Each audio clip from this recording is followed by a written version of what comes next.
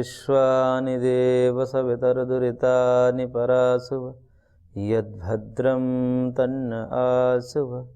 ॐ सहना भवतु सहनौ भुनक्तु सह वीर्यं करवावहै तेजस्विनावधीतमस्तु मा विद्विषावहै।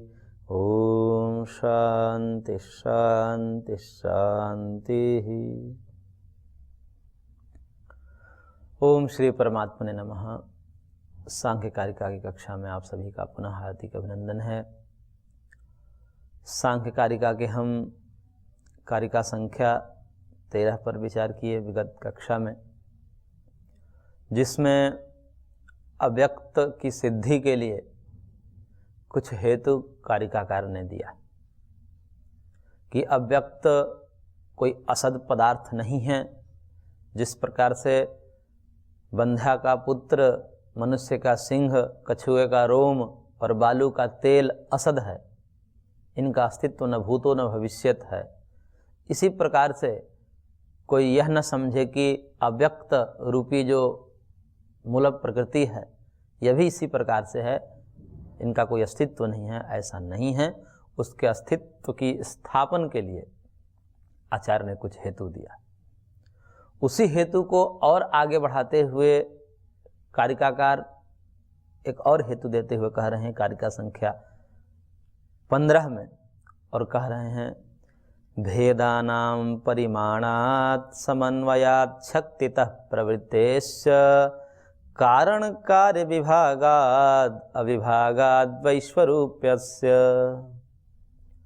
कह रहे हैं कि भेदानाम परिमाणात्, ये सब हेतु दे रहे हैं और प्रतिज्ञा उनकी वही है कि अव्यक्त सिद्ध है, अव्यक्त का अस्तित्व है। अव्यक्तम अपि सिद्धम, जो कारिका संख्या 14 में कहा, उसी को हम प्रतिज्ञा के रूप में लेंगे आगे की कारिकाओं में, इस कारिका में भी। और ये सब जो दे रहे हैं ये हेतु दे रहे हैं, क्योंकि दर्शनकारों का एक सिद्धांत है कि पहले प्रतिज्ञा देते हैं, जो कहना होता है कि ऐसा है उसको पहले कह देते हैं, और ऐसा क्यों है उसके हेतु देते चले जाते हैं और बीच बीच में उदाहरण देते जाते हैं, जैसा कि न्याय की प्रक्रिया है। सेम उसी प्रक्रिया से ये भी बात करते हैं। तो कहते हैं कि अव्यक्त है, इसमें क्या हेतु है? कुछ हेतु तो दिए पूर्व कारिका में कि कारण कार्य के रूप में, कारण कार्य सिद्धांत के अनुसार तो अव्यक्त सिद्ध ही है। मूल कारण तो किसी को मानना ही पड़ता है, चाहे उसको कोई भी कुछ नाम दे, कोई परमाणु उसको कहे, कोई उसको माया कहे, कोई उसको प्रकृति कहे, कुछ तो मानना ही पड़ता है। तो इसलिए नाम रूप विनिर्मुक्तम यस्मिन् संतिष्ठते जगत ताम आहु प्रकृतिम केचित माया अन्य त्वणून, ऐसा कहा है कि कोई उसको माया कहता है, कोई उसको परमाणु कहता है, कोई उसको अव्यक्त कहता है। तो सबको मूल कारण तो मानना ही पड़ता है, क्योंकि जगत उत्पन्न हुआ है, जगत संघात वाला है, अवयवों के समूह से बनता है, ये सब मानते हैं। परमाणु के सम्मिश्रण से, सम्मिलन से ही तो जगत बनता है। जगत के कोई भी एक पदार्थ देख लीजिए, वो सम्मिश्रण से ही बना है, संघात स्वरूप है। और इसलिए संघात स्वरूप है तो किसके संघात से बना है? कोई कहे कि कणों के संभवतः, कण के भी कण क्या है? परम कण तो कुछ मानने ही पड़ेंगे ना। तो इस प्रकार से मूल रूप में कोई एक, इसे परमाणु कहिए, कोई उसे अविद्या कह देता है, कोई उसे माया कह देता है, उसी को सांख्यकार प्रकृति कहते हैं, अव्यक्त कहते हैं।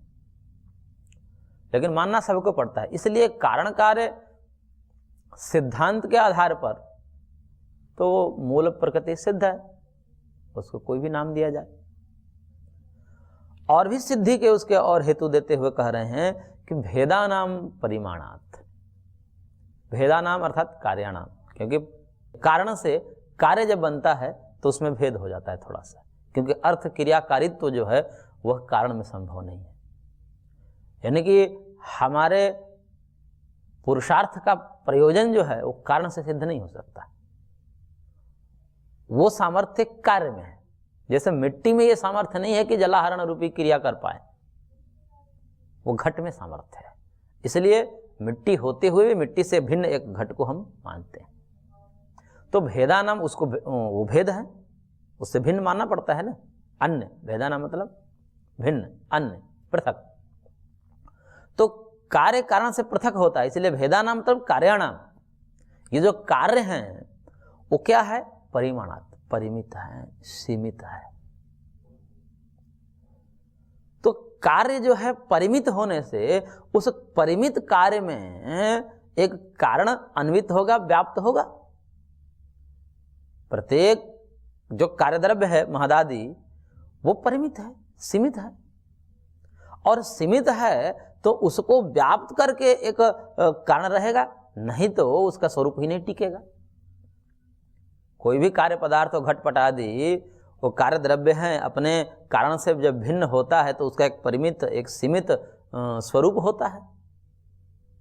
और उस सीमित स्वरूप में भी जब वो कार्य रूप में रहता है घटपट आदि, तो घट कार्य रूप में है तो उसमें मिट्टी अन्वित है, मिट्टी उस घट को व्याप्त किए हुए रहती है।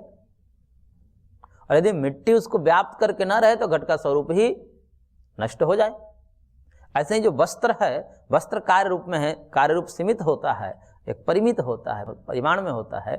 तो उसके परिमाण सीमित होने से जब कार्य रूप में है तो उस कार्य रूप वस्त्र को कारण व्याप्त करके रहता है। वो कारण क्या है? तंतु है, और भी मूल में जाएंगे तो परमाणु होगा। और वो परमाणु न रहे तो फिर उस पट का क्या अस्तित्व है? पट नष्ट हो जाएगा। इसलिए कार्य द्रव्य परिमित होने से उसमें व्याप्त एक कारण को ही स्वीकार करना ही पड़ेगा, क्योंकि प्रत्येक पदार्थ जो कार्य द्रव्य हैं वह एक सीमा लिए हुए होता है कि इतने में है, चाहे वो सरसों का दाना हो या पर्वत हो। तो उनका जो एक परिमाण है वो परिमाण किस आधार पर आता है? वो परिमाण, इनके साइज, वो किस आधार पर आता है? वो परमाणुओं के आधार पर आता है, उनके मूल कारण के आधार पर आता है। परमाणु शब्द बार बार हम इसलिए प्रयोग करते हैं क्योंकि परमाणु को जो लोग ज्यादा समझते हैं, सत्व रजतम त्रिगुण को लोग कम समझते हैं, इसलिए परमाणु के रूप में समझाने से समझ में आ जाता है। तो जो एक परिमाण है, एक जो साइज है प्रत्येक वस्तुओं की अलग अलग, कि ये जो है अणु परिमाण है, ये महत्व परिमाण है, ये महत्तर है, ये महत्तम है, ये परम महत्व है।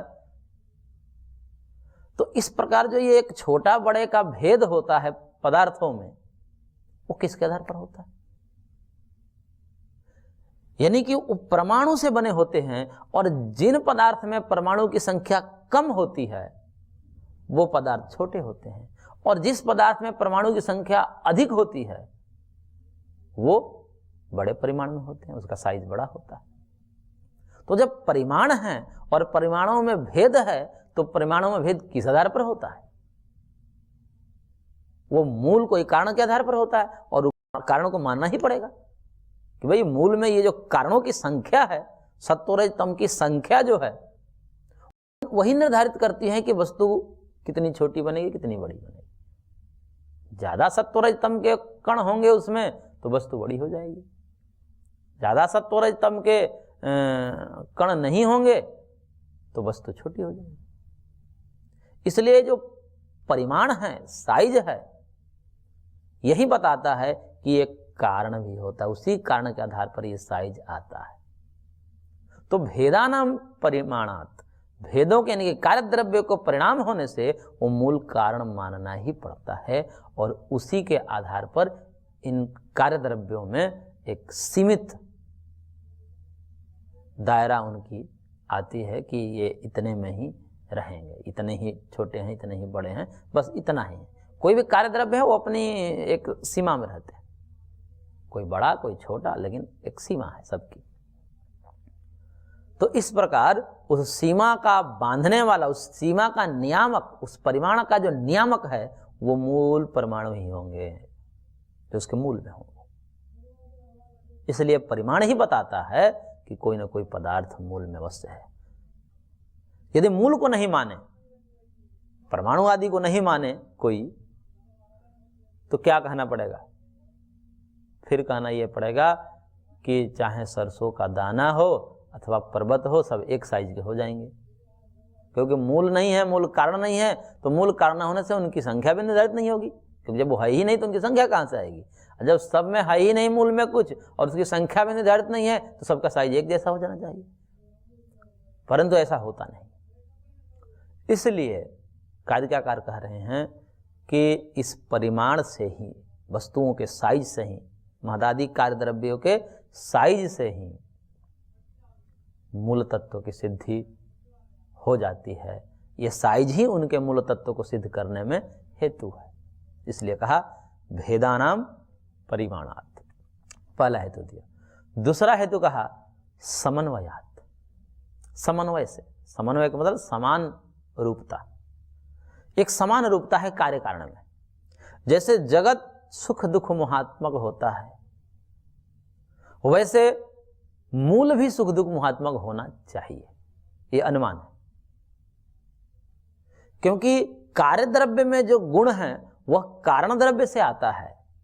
जैसे सफेद वस्त्र में जो ये सफेद रूप आया है, ये तंतु के सफेद रूप से आया है, तंतु कारण है, इसलिए ये कार्य वैसा है। कारण सफेद है तो वस्त्र सफेद होगा। यदि कारण तंतु नीले रंग का होगा तो पट भी नीला बनेगा। यदि कारण तंतु लाल रंग का होगा तो वस्त्र भी लाल बनेगा। यानी कि जैसा कारण में रूप होगा, गुण होगा, वैसा ही कार्य में गुण आता है। तो हम कार्य को देख रहे हैं, समस्त जगत के पदार्थ को हमने देख लिया, तीन ही है, या तो सुख या तो दुख या मोह, सुखात्मक दुखात्मक मोहात्मक। तो सुख दुख मोहात्मक ये जगत के समस्त सामग्री, समस्त पदार्थों का स्वरूप है, धर्म है। तो ये कहां से आए हैं? ये अपने कारण से आए होंगे। तो कारण भी कैसा होगा? सुख दुख मोहात्मक होगा। तो इसलिए सुख दुख मोहात्मक जगत से सुख दुख मोहात्मक अव्यक्त एक कारण सिद्ध हो जाता। जगत जैसे त्रिगुणात्मक है, वैसे इसका मूल भी त्रिगुणात्मक होगा। इस समन्वय से, इस समान रूपता से, इस साधर्म्य से हम अनुमान लगा लेंगे कि अव्यक्त नामक कोई पदार्थ भी अवश्य होगा, लेकिन वो सूक्ष्म होगा। इसलिए हम अनुमान कर रहे हैं अचाक्षुषाणाम अनुमानेन बोधो धूमाद्भिरी वहने। सांख्यकार ने कहा कि जो अचाक्षुष पदार्थ होते हैं उसको हम अनुमान से ज्ञान करते हैं, प्रत्यक्ष से ज्ञान नहीं हो पाएगा। तो ये जो अव्यक्त पदार्थ है, अचाक्षुष है, उसको हम आंखों से या किसी भी इंद्रियों से देख नहीं पाते, बस अनुमान से हम उसको जान लेते। तो अनुमान कर रहे हैं। तो दूसरा अनुमान कहा समन्वयात्। तीसरा अनुमान कहा शक्तितः प्रवृत्तेश्च। शक्तितः प्रवृत्तेश्च का तात्पर्य है कि जिस शक्ति से युक्त जो कारण रहता है उसी प्रकार के कार्य को उत्पन्न करता है। यानी कि कार्य जो उत्पन्न होता है वह शक्तिमान कारण से उत्पन्न होता है। जैसे मूर्ति जो उत्पन्न होती है वह पाषाण से उत्पन्न होती है, लेकिन जिस समय पाषाण रहता है, एक प्रस्तर खंड जब रहता है, उस समय हम उसमें मूर्ति नहीं देखते, लेकिन उसी से मूर्तिकार मूर्ति को प्रकट कर देता है। वो क्या कर देता है? उसके जो बाहरी आवरण है वो हटा देता है, खोद खोद करके पत्थर से पत्थर छोटे छोटे निकाल देता है और उससे मूर्ति प्रकट हो जाती है। तो क्या मूर्ति पहले से उसमें नहीं थी? उसमें पहले से थी। यानी कि मूर्ति बनने का सामर्थ्य, शक्ति पूर्व में उस पत्थर खंड में विद्यमान थी और उसी से व्यापार के द्वारा, शारीरिक श्रम के द्वारा मूर्तिकार ने उसको उत्पन्न कर दिया, प्रकट कर दिया। उत्पन्न नहीं कहना चाहिए, क्योंकि सत्कारवाद में उत्पन्न शब्द का प्रयोग नहीं किया जाता है, अभिव्यक्त शब्द का प्रयोग किया जाता है। उत्पन्न शब्द का प्रयोग वहां होता है जहां पर अपूर्व पदार्थ की उत्पत्ति होती है, जहां पहले नहीं था अब हो गया, ऐसे स्थलों में उत्पत्ति शब्द का प्रयोग किया जाता है। लेकिन सत्कार्यवाद में कार्य भी पहले से कारण में रहता है, शक्ति रूप में, बीज रूप में, सामर्थ्य रूप में, इसलिए वहां पर उत्पत्ति शब्द का प्रयोग न करके अभिव्यक्ति शब्द का प्रयोग किया जाता है। ऐसी मर्यादा है सैद्धांतिक दृष्टिकोण से। तो इस प्रकार से शक्तितः प्रवृत्तेश्च, प्रत्येक कार्य द्रव्य जिस शक्ति से युक्त रहता है कारण, उसी शक्तिमान कारण से प्रवृत्त होता है। तो ये जो जगत भी उत्पन्न हुआ है ये ऐसे ही उत्पन्न हो गया है कि ये किसी शक्तिमान कारण द्रव्य से उत्पन्न होगा।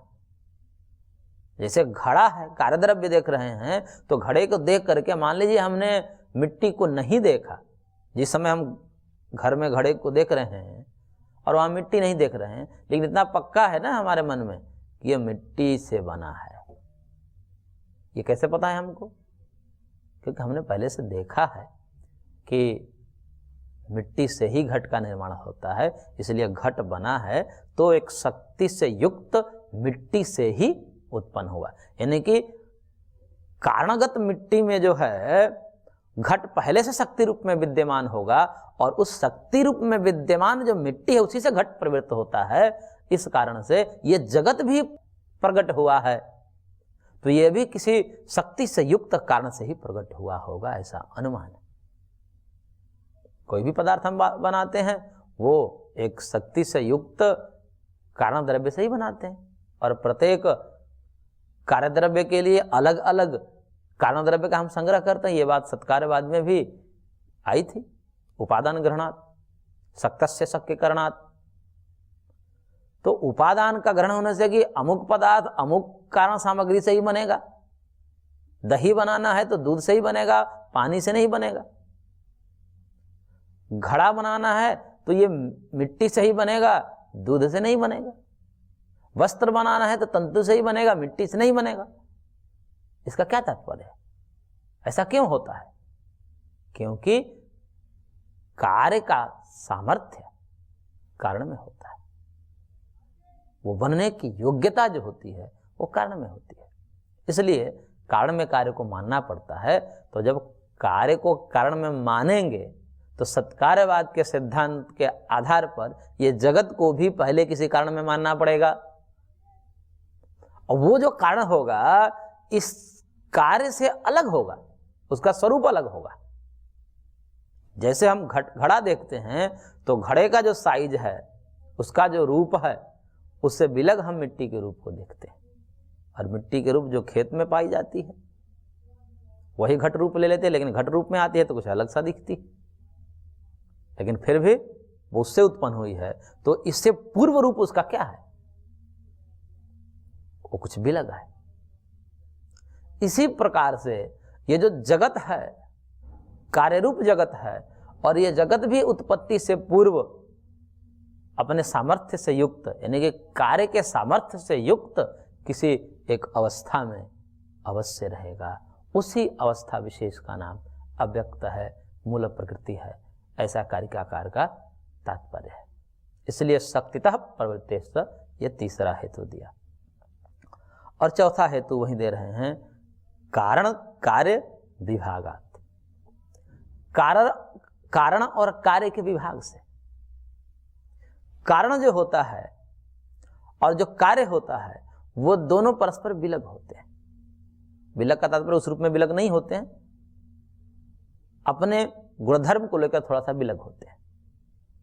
क्योंकि यदि कारण से कार्य को या कार्य से कारण को हम विलग नहीं मानेंगे, विलग का मतलब उस रूप में विलग नहीं कि कारण कहीं और रखा हुआ है, कार्य कहीं और रखा हुआ है, इस प्रकार से विलगाव नहीं है, अलगाव नहीं है, उसके गुणधर्म के आधार पर।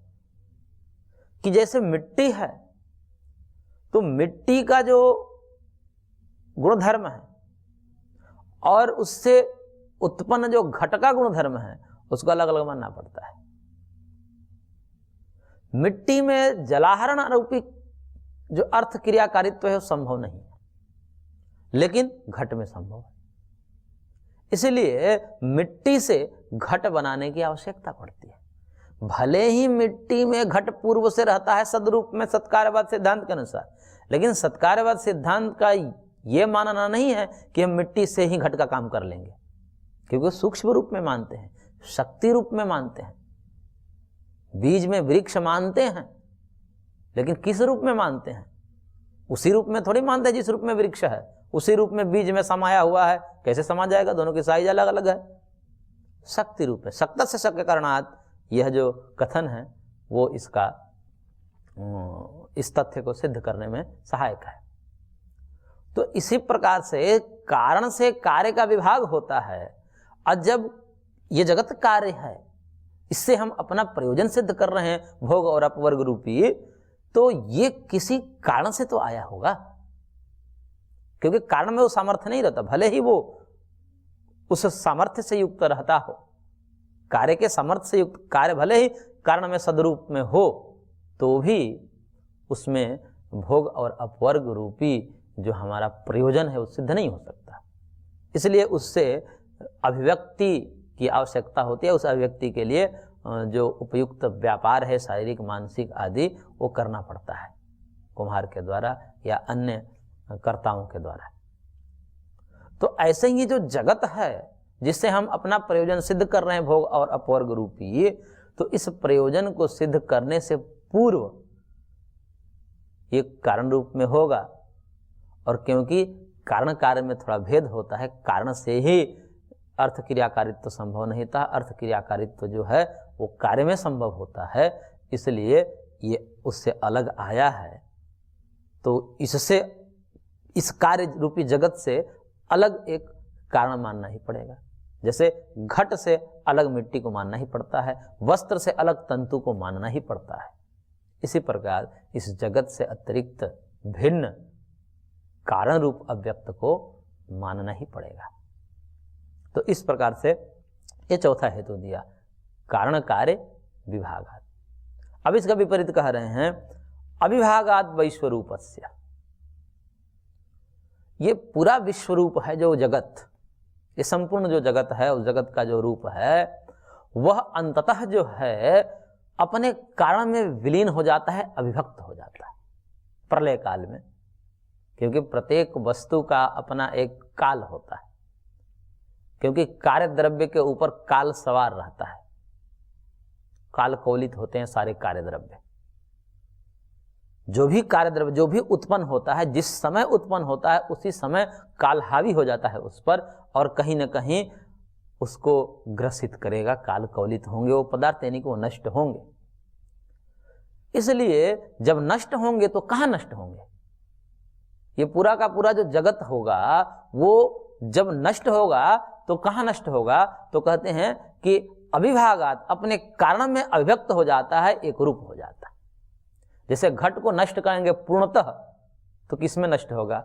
चूर्ण कर दीजिए उसको, मिट्टी बन जाएगा, मिट्टी में विलीन हो जाएगा। तो अब कोई कहे कि ये घट कहाँ गया, तो क्या कहेंगे? मिट्टी में मिल गया। मिट्टी में कौन मिल गया?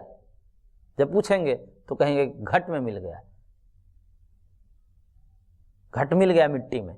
तो घट जब मिट्टी में मिल गया, यानी कि अभी भी अतीतावस्था में घट जो है मिट्टी में पड़ा हुआ है। तो इस प्रकार से जो है कार्य अपने कारण में अभिव्यक्त हो जाता है प्रलय काल में, और जगत का प्रलय होना है ये सब मानते हैं, क्योंकि संघात वाले पदार्थ होते हैं और जुड़े हुए हैं तो उसको बिखराएंगे, नष्ट हो जाएंगे। जहां भी जुड़ाव है बिखराव अवश्यंभावी है। संयोगा विप्रयोगांताश्च, जो संयोग होते हैं उनका अंत विभाग में होता है, ये सांख्य का सिद्धांत है। तो संयोग का अंत वियोग में होता है, और संघात वाले ये पदार्थ हैं, सारा जगत परमाणुओं के संघात से बना है, तो इसका विलगाव भी होगा, क्योंकि संयोग हुआ है तो वियोग भी होगा। तो जब वियोग होगा तो कहाँ होगा? जब ये पदार्थ नष्ट होंगे तो उस समय कहाँ चले जाएंगे? वो अपने कारण में विलीन हो जाएंगे। जिस प्रकार से हम एक कोई पदार्थ को जलाते हैं, ईंधन को जलाते हैं, लकड़ी आदि को जलाते हैं, तो लकड़ी का कितना वेट रहता है और जलाने के बाद कितना बच जाता है, बाकी कहाँ गया? दिखाई तो नहीं देता, लेकिन इसका मतलब ये थोड़ी है कि वो नष्ट हो गया।